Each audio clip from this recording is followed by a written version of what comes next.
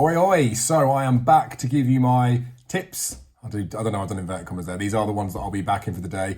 I need to go into a little bit more depth in terms of price, entry points, things like that. But you guys just want a quick view of what I fancy for day one of the Aintree Grand National meeting. I will keep the video as short and as concise as I can, but I do feel like I've not talked about these races as much as I would have done for Cheltenham, clearly. So I want to give a bit of substance to what I'm saying. Ultimately, you guys just want to know the selection, don't you? So we'll kick off. 145, the Manifesto Novices Chase. Now, lots of these races are grade ones in names. I don't really think Aintree grade ones tend to be that in nature, but not a bad race, to be fair. I do think that there's a couple in there that have got no chance. On adjusted figures, we've got Pic D'Orhy and Gin on Lime. She gets the £7. They've got a pound split between the two of them. I think Pic D'Orhy is the one to be on, personally. He's already won 2 grade 2s this season. The Noel Novices at Ascot. He won the Pendle Novices Chase the last day. He would have won the Berkshire if he'd have stood up when Nassadan won that day.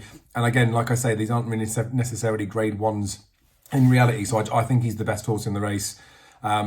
Personally, one thing I will say is Minora was the last 7-year-old to win it back in 2012. So in this field, the 6-year-old of the race is Gin on Lime. So she gets that bit of allowance, doesn't she? I don't think her Irish form works out that well, but she's probably a bit of a price at 5 to 1.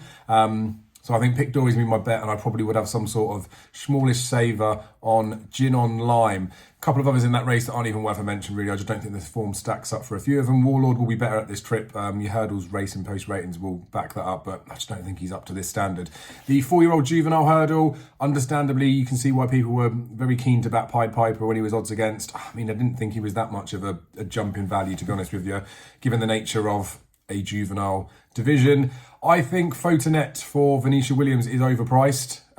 French form's got 3 wins. The last run, there's a piece of form that would suggest that he could be like a 130s, or she could be a 130s filly, and she gets £7 from the field. So if she's a 130s, she's getting the £7. She could run to the 140s, which, if we all know from the official ratings, Brazil, Pied Piper are officially rated higher than that. Brazil's probably a bit inflated given the fact that it was Gaelic Warrior that he beat.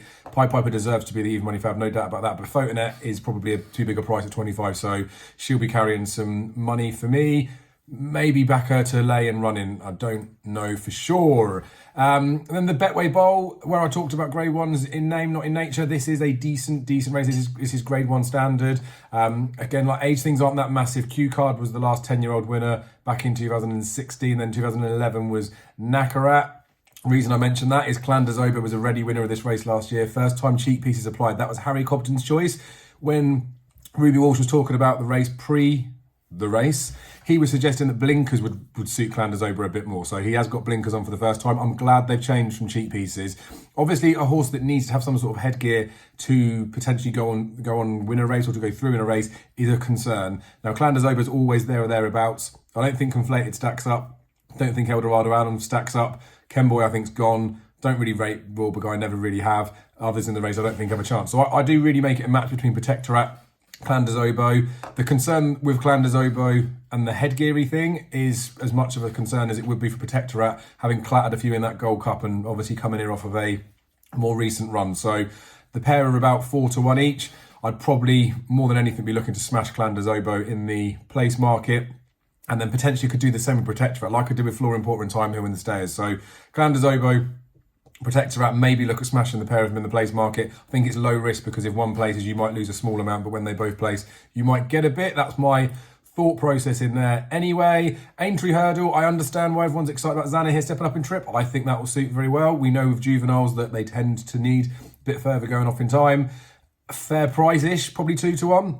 I do think Epitaph, although she's got less to suggest that the step up in trip would really suit, she's as interesting going up to this trip, especially on the flat track. So I think it's hard to split the pair of them, and they are 2 to 1 each. Brewing Up a Storm was a bit of a dog the last day, winning, and his Aintree Hurdle win at the beginning of the season, beating If the Cat Fits looked good, but doesn't look so good now. Monmerol could be a bit overpriced. I don't think he would have been ready for the last run. His fight in 5th run, he travelled quite well considering he was clearly lame. And again, we talk about the juvenile stepping up in trip, so he might be overpriced about 10s. I struggle to find out I'm going to play this race. I may have a couple and then play and run in. So barely a tip in there, was it? But I've talked about it anyway.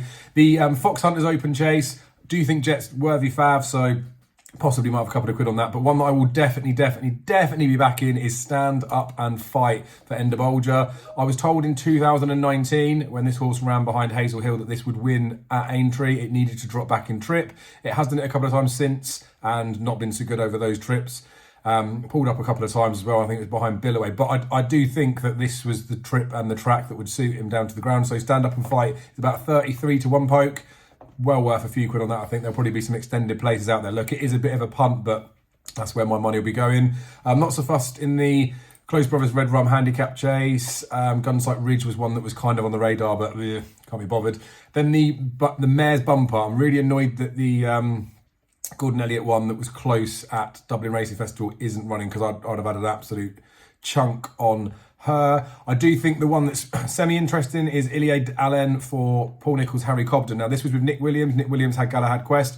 You know, when they've got the related stuff there, they like to keep the same horses. It's gone to a new owner that hasn't had any horses of any sort of prestige, so that would possibly be a negative, but I do think the form works out well. I think Paul Nicholls is going to get some improvement out of it. And when Harry Cobden rode Galahad Quest at Cheltenham, he got a Grade 2 win out of him. So there's a couple of positives in there. Lady Excalibur's a bit interesting as well, because she won under Harry Cobden at this meeting right at the beginning of the season, and she hasn't been seen since. Now, I do think she really does need good ground, so she'll be a weather watch horse, but I'll probably be looking to play maybe one of those two, if not the pair, at bigger prices for day one. So that is everything selected on there. Again, as always, thank you for your support. Your comments below would be handy with what you fancy in the races. Liking the video is always good, and please continue to subscribe, because it doesn't cost you anything, but it does help me out. And I'll be back again tomorrow with Friday's tips selections. I say tips, I want to do that, but it's not. I'm telling you what I fancy, sticking a few quid on. Be lucky.